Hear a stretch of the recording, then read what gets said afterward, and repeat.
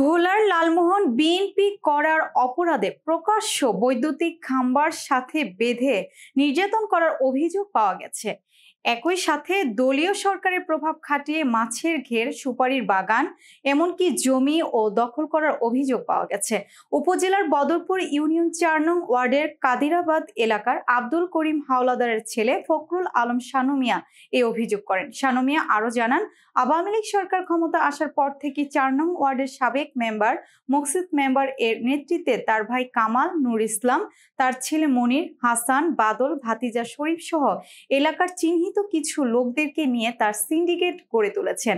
২০১৮ সালে আমি সুপারির ব্যবসা করতে ঢাকার উদ্দেশ্যে রওনা দিলে পাকা রাস্তায় তার ছেলে ভাতিজা সহ আমাকে আটক করে এরপর আমাকে নিয়ে যায় তাদের ক্লাবে।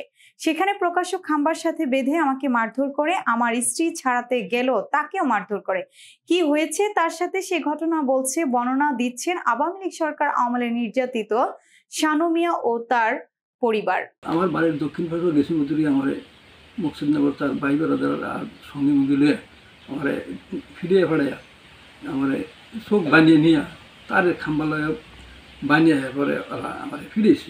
মানুষ জড়ো হয়েছে, জড়ো হওয়ার পরে অনেক মহিলা পুরুষেরা ধরে সাহস পায় না, কিছু কইতে সাহস পায় কারণে সবাই চোখের পানি হালাইছে।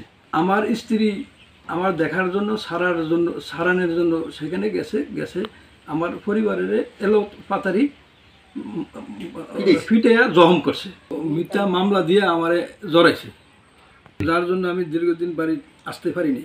সকল বিএনপির নেতা কর্মীর কাছে, আইনের কাছে ন্যায় বিচার চাই। আমার স্বামী বিএনপি করে, এইটাই বেশি অপরাধ করি। এই বিএনপি করে দেখি সবেরই এই মাইক দই দিছে, হেঁটু গরু ছাগল জাগা জমি স্কিম নিয়ে গেছে।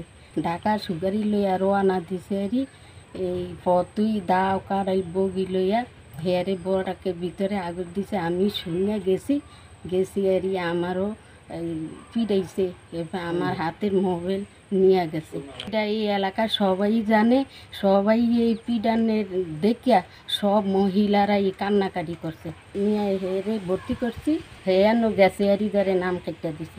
ভয় পিছু দেখে তারা ওই চাঁদার জন্য আমাদের বাড়িতে আইতে দেন, আইলে চাঁদা দিতে, এই জন্য আমরা বাড়িতে এখনও আইতে পারিনি। এই স্বৈরাচার সরকারের যাওয়ার পরে আমরা বাড়িতে আয়া এই শান্তির মতো বসবাস করতে আছি।